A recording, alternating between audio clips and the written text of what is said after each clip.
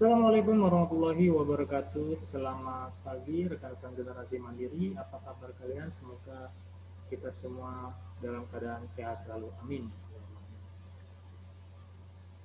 Pagi ini kita akan membahas pertemuan 3 di mata kuliah Cloud Computing, yaitu pembahasan mengenai topologi pada cloud computing. Atau yang lebih tepatnya judulnya yaitu topologi jaringan dan perangkat lunak pada cloud computing. Dan sebelum kita membahas mengenai topologi jaringan pada sistem cloud computing, sedikit saya ingin menjelaskan ataupun bercerita atau mengutip dari Mel and Grant di tahun 2019 dari National Institute of Standards and Technology, Information Technology Laboratory, ya, memberikan dua buah catatan mengenai pengertian komputasi awan. Yaitu, pertama, komputasi awan masih merupakan paradigma yang berkembang dan definisi kasus penggunaan teknologi yang mendasar, masalah, resiko, dan manfaat akan terus disempurnakan melalui perdebatan baik oleh sektor publik maupun swasta. Definisi atribut dan karakteristik akan berkembang dan berubah dari waktu ke waktu. Kedua, industri komputasi awan merupakan ekosistem besar dengan banyak model, vendor, dan pangsa pasar. Mengutip dari Mel and Grant di 2009.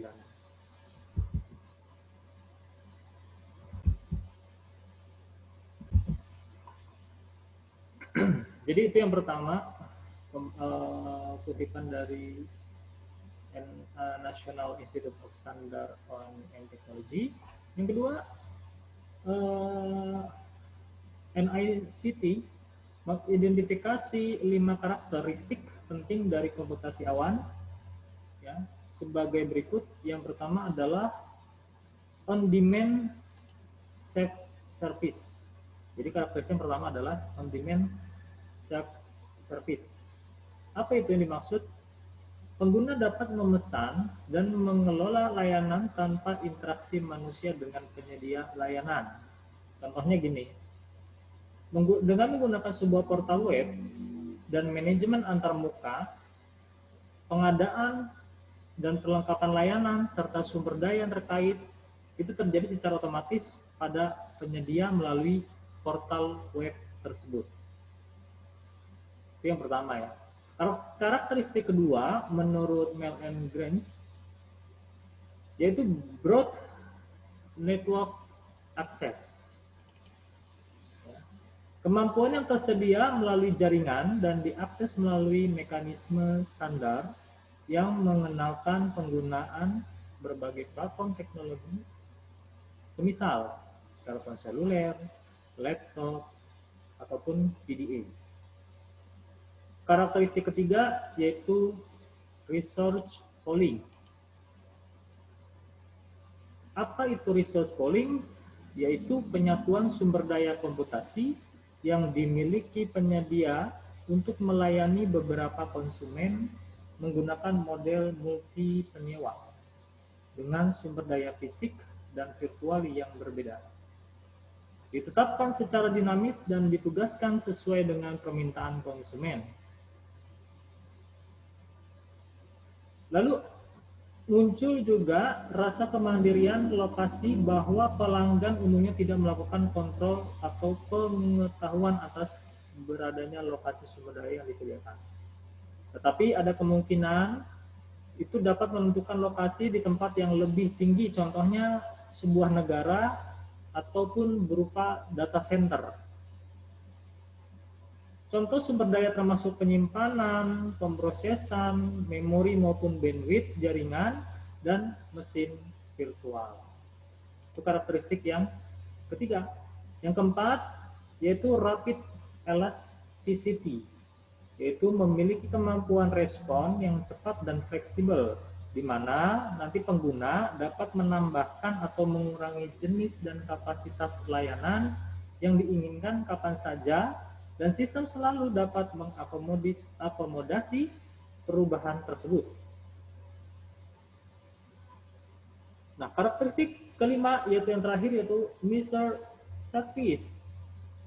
Jadi sistem komputasi awan tersebut nanti akan secara otomatis mengawasi dan juga mengoptimalkan pengguna sumber daya dengan memanfaatkan kemampuan pengukuran metering pada beberapa tingkat yang sesuai dengan jenis layanan. Misal ya penyimpanan kah, pemrosesan bandwidth, akun dari pengguna. Itu nanti pengguna sumber daya dapat dipantau maupun dikendalikan serta dilaporkan sebagai upaya memberikan transparansi bagi penyedia dan konsumen dari layanan yang digunakan. Jadi itu dia karakteristik yang mesti kita ketahui menurut Mel and Grant dari National Institute of Standard and Technology, Information Technology Laboratory.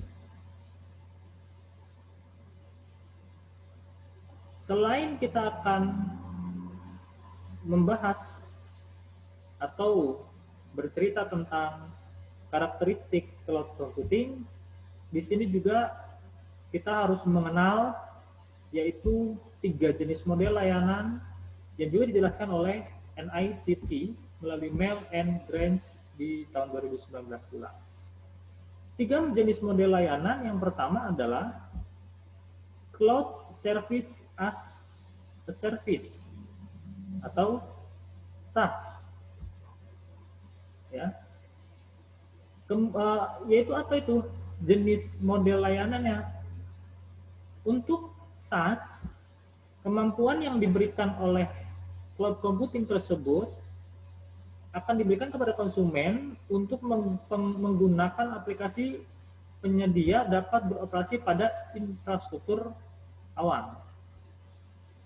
Aplikasi dapat diakses dari berbagai perangkat klien melalui antarmuka seperti sebagai contoh itu melalui web browser. Contohnya nih, atau misalnya itu email berbasis web. Jadi konsumen tidak mengelola atau mengendalikan infrastruktur awan yang mendasari termasuk jaringan server, terus juga sistem operasi maupun penyimpanan, atau bahkan kemampuan aplikasi individu dengan kemungkinan pengecualian terbatas terhadap pengaturan konfigurasi aplikasi pengguna tertentu. Itu SaaS. Untuk jenis yang kedua yaitu Cloud Platform as a Service atau PaaS.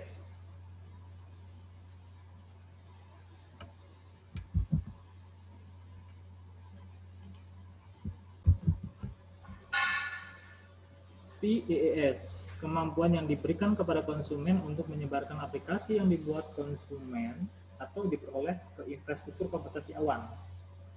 Ya, jadi dari yang dimiliki oleh customer atau konsumen yang berupa aplikasi itu bisa diberikan atau menyebarkan melalui infrastruktur komputasi awan menggunakan bahasa pemrograman dan peralatan yang didukung oleh provider. Ya. Jadi konsepnya di situ. Tetapi konsumen ini nanti tidak bisa mengelola maupun mengendalikan infrastruktur komputer atau komputasi awan tersebut yang mendasari termasuk jaringan, server, sistem operasi, atau penyimpanan, namun memiliki kontrol atas aplikasi yang disebarkan. Gitu. Dan memungkinkan aplikasi melakukan hosting konfigurasi. Jadi jenis yang model platform as a service, bagaimana nanti konsumen berinteraksi dengan komputasi awan dengan cara menyebarluaskan aplikasi yang dibuat, asalkan syaratnya itu dapat didukung oleh provider, bahasa pemrogramannya yang digunakan itu bisa terbaca atau tidak, atau bisa dijalankan atau tidak melalui provider atau komputasi awan tersebut. Gitu. Sedangkan yang jenis model ketiga yaitu Cloud Infrastructure as a Service atau IaaS.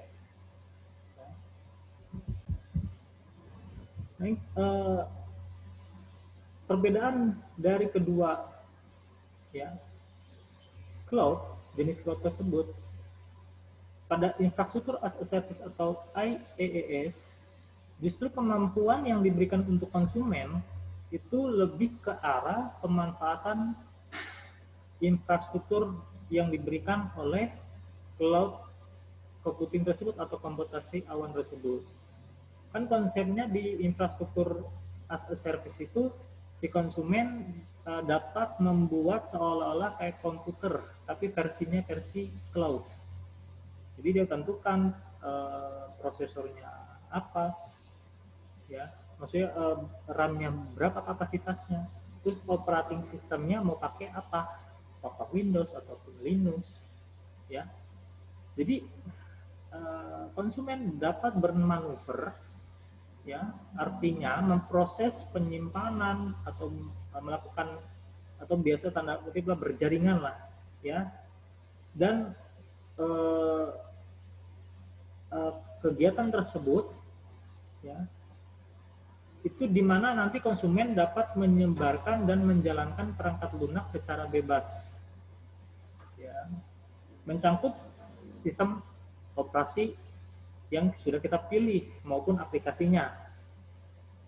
Jadi konsumen nanti batasannya adalah tidak dapat atau tidak bisa mengelola atau mengendalikan infrastruktur awan yang sudah ditetapkan.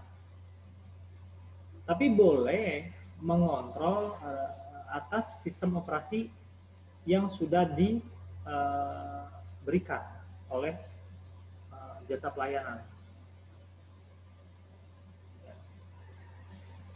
Jadi apa namanya, analoginya, kita punya PC ya, atau laptop tapi versinya cloud.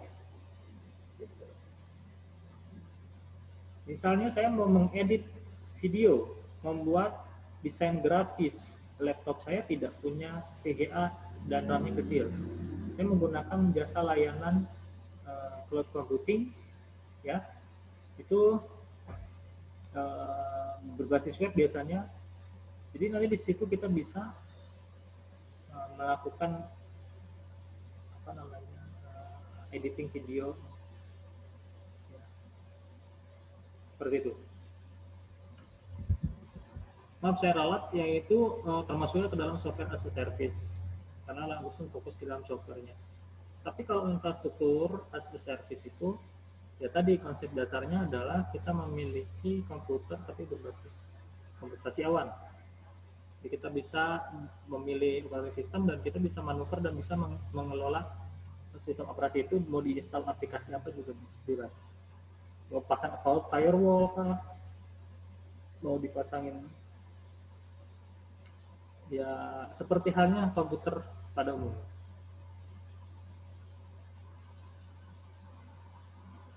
Nah, kita sudah bahas jenis dan juga karakteristik. Yang belum adalah model penyebarannya. Ya. Model penyebarannya itu kita bedakan jadi 4 sektor. Yang pertama private cloud, ada community cloud, ada public cloud, dan hybrid cloud. Private cloud itu jadi nanti infrastruktur computingnya nanti semata-mata dioperasikan bagi suatu organisasi. Ya. Nah ini memungkinkan dapat dikelola oleh organisasi atau pihak ketiga yang memungkinkan, ya. Dan untuk community cloud itu nanti infrastruktur awannya atau cloud computingnya digunakan secara bersamaan oleh beberapa organisasi dan juga mendukung komunitas tertentu yang telah berbagi concern. Contohnya adanya sebuah persyaratan keamanan atau kebijakan yang harus dipatuhi oleh beberapa organisasi yang tergabung. Ketiga, public cloud. Nah ini infrastruktur awannya dibuat untuk umum atau kelompok industri besar dan juga dimiliki oleh sebuah organisasi yang menjual layanan ya tersebut.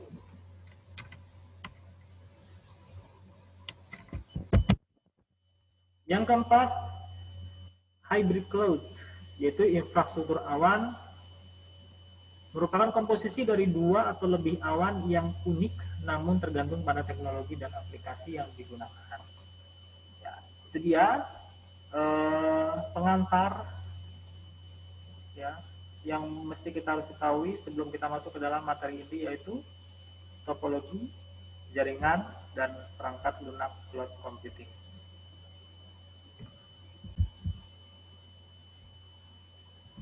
Nah, berbicara tentang sistem cloud computing akan sangat membantu bila kita membaginya menjadi dua kelompok, yakni front end dan back end.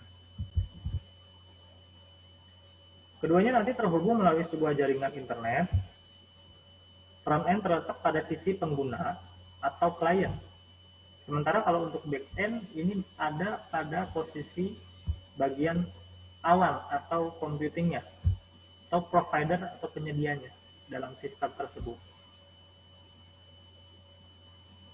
Nanti dalam tanda kutip kalau misalnya kita ibaratkan dalam topologi, posisi awan itu nanti dilambangkan dengan gambar awan. Itu artinya mewakili cloud computing. Nah, nanti front end mencakup komputer atau jaringan komputer dari si klien dan aplikasi yang diperlukan untuk mengakses sistem cloud computing. Nah, nanti tidak semua sistem cloud computing memiliki interface yang sama. Untuk mengakses layanan web versi 2 seperti email berbasis web, hanya dibutuhkan web browser biasa seperti Firefox atau Internet Explorer dan lain sebagainya. Namun ada pula sistem cloud computing yang memiliki aplikasi sendiri atau biasa kita sebut proprietary yang harus diinstal di komputer klien. Sementara itu dari sisi back-end dari sistem cloud computing tersebut terdapat beragam komputer, ya, server dan sistem penyimpanan data yang kesemuanya menciptakan awan bagi layanan komputer. Nah, secara teori, sebuah sistem cloud computing mencakup semua program komputer yang dapat Anda bayangkan dari data processing hingga video game. Biasanya setiap aplikasi dijalankan dan memiliki server sendiri atau dedicated server. Ya, sebuah server pusat mengatur jalannya sistem seperti monitoring lalu lintas dan permintaan klien untuk memastikan semuanya berjalan dengan baik.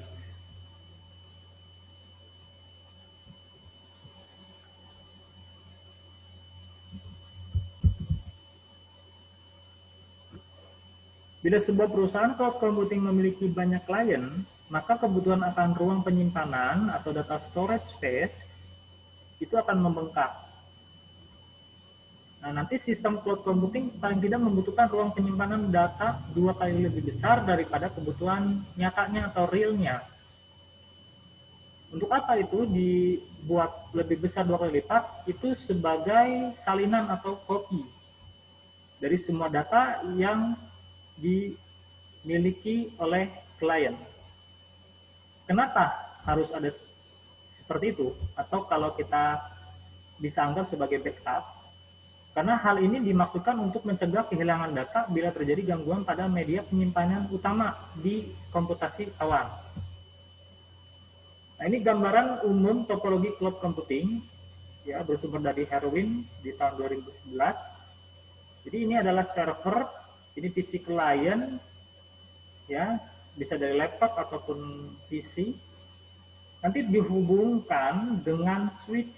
Nah, switch ini adalah eh, analoginya kayak jalur rel agar tidak bertubuhkan. Gitu. Nah, ini sifatnya adalah lokal. Agar bisa terhubung dengan internet berawak atau cloud, ya, harus dihubungkan dengan media router. Jadi ini dari sifatnya private, ini sudah ke public.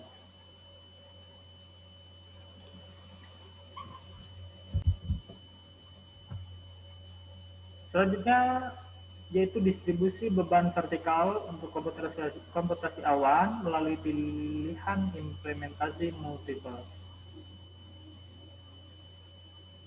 Pada cloud computing, itu akan menyediakan perangkat lunak sebagai layanan cadangan, ya, untuk pengguna terakhir atau klien. Tapi infrastruktur yang mendasari harus cukup terukur dan kuat dan harus fokus pada sistem cloud perusahaan skala besar dan meneliti bagaimana perusahaan dapat menggunakan service oriented architecture atau SOA untuk menyediakan antarmuka yang efisien untuk proses bisnis. Untuk meningkatkan proses bisnis, masing-masing tingkatan itu biasanya menyebarkan beberapa server untuk muatan distribusi dan toleransi kesalahan. Salah satu keterbatasan dari pendekatan ini adalah beban yang tidak dapat didistribusikan lebih lanjut saat semua server pada tingkatan atau jajaran yang sama dimuat. Cloud computing terlihat untuk perhitungan dan penyimpanan data menjauh dari end user dan ke server yang berlokasi di pusat data. Dengan demikian, mengurangi beban pengguna dari penyedia aplikasi dan manajemen. Dan ini adalah contoh horizontal distribution beban, ya.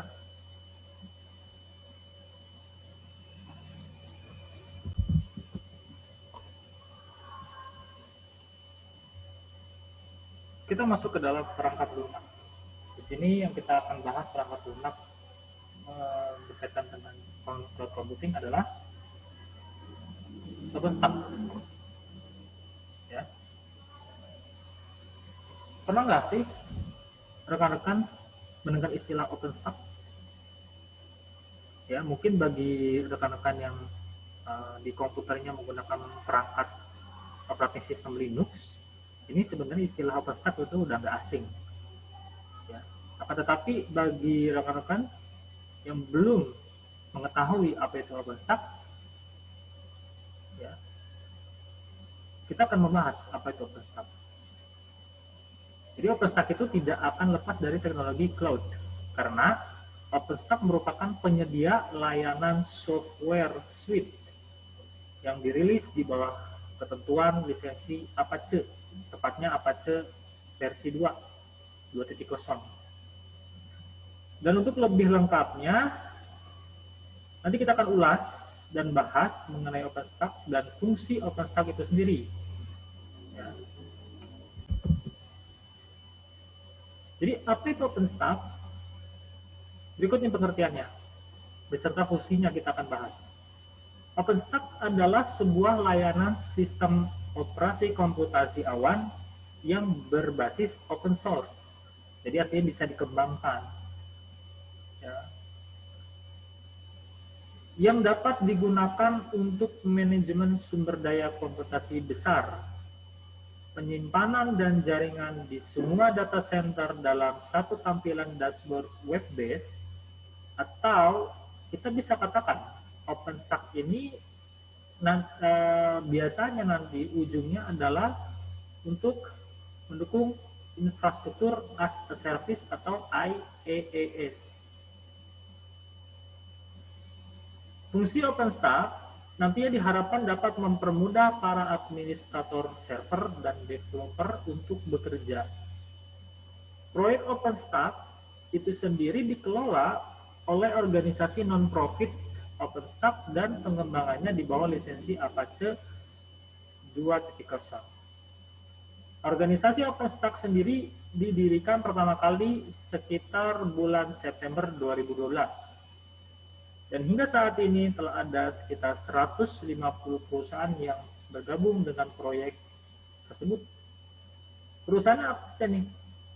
Perusahaan yang bergabung dalam proyek OpenStack ini antara lain ada Intel, ada AMD, SUSE, Linux, Canonical, Red Hat, think tank, Cisco, Grup Banteng, Dell, HP, IBM, Ericsson, NEC, Broadcast Communication System, VMware, dan Yahoo. Itu perusahaan yang bergabung dalam pengembangan proyek OpenStack. Ya. Berbicara arsitektur di aplikasi yang dikembangkan OpenStack, jadi setiap layanan yang ditawarkan oleh OpenStack dapat dijalankan dengan menggunakan aplikasi. Aplikasi yang diberi nama cukup unik, yaitu antara lain nama aplikasi fungsi Keystone Identity Service, yaitu adalah ada Keystone, itu fungsinya adalah Identity Service. Ya. Jadi ada nama aplikasi namanya Glance, itu untuk image service. Ada Cinder itu untuk block storage service, Nova untuk compute service, Neutron untuk networking service, ya. Ada Horizon, ada Top, dan lain sebagainya, ada banyak sekali. Nah, itu adalah contoh-contoh nama aplikasi yang sudah dirilis. Nah, untuk rilis dari OpenStack itu ada dengan nama kode Austin. Dirilis terakhir tanggal 21 Oktober 2010. Ya. Terus ada Bexar, Castus, Diablo, dan terakhir ada Juno di tahun 2014. Statusnya stable dan security supported.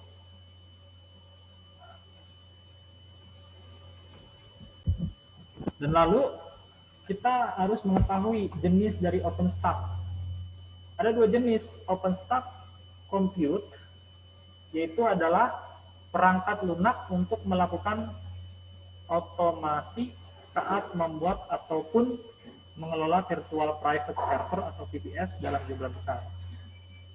Jenis kedua adalah OpenStack Storage, adalah perangkat lunak untuk membuat objek storage yang bersifat scalable serta redundant dengan menggunakan cluster untuk menyimpan data-data dalam ukuran terabyte atau bahkan petabyte.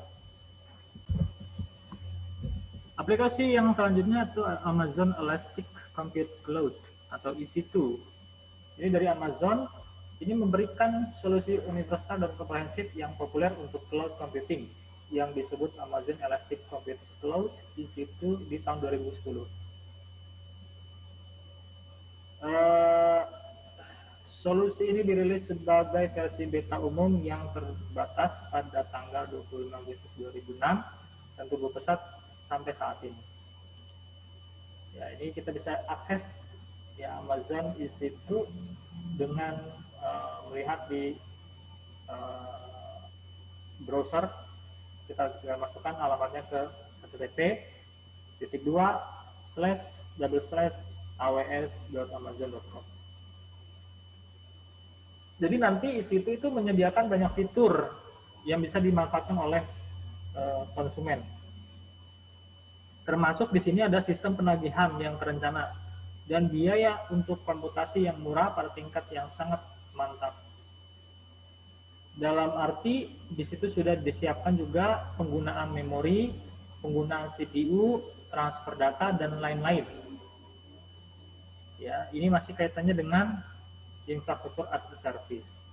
Penyebaran antara beberapa lokasi elastis alamat IP, ada infrastruktur yang ada sambungan ke pelanggan melalui Virtual Private Network atau VPN, ada jasa pemantauan oleh Amazon CloudWatch, dan load balancing elastis.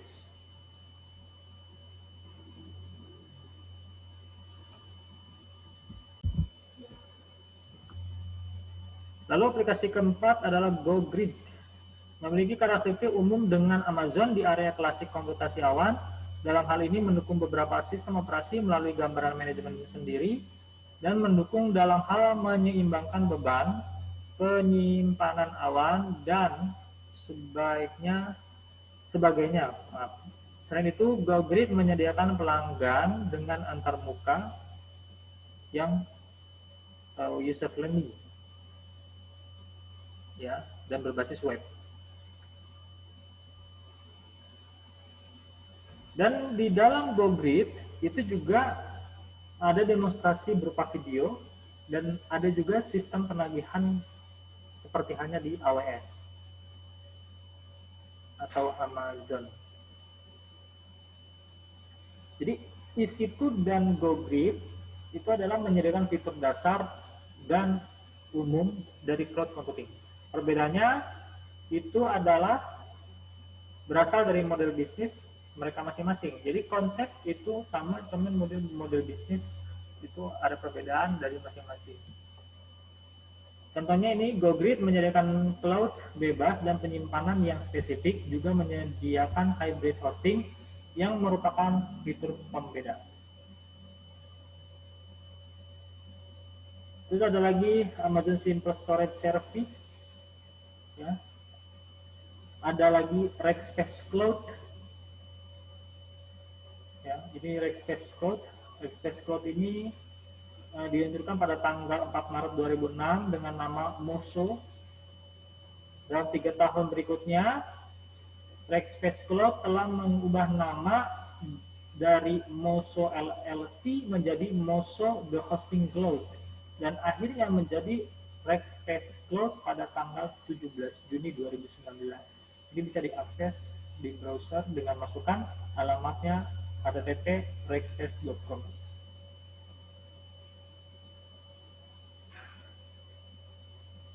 Jadi untuk rackspace.com itu ada pelayanan yang menyediakan cloud server, cloud file, cloud site, ya. Dan juga dia sudah menyediakan layanan API atau Application Programming Interface yang juga dapat kita akses melalui kode klien open source.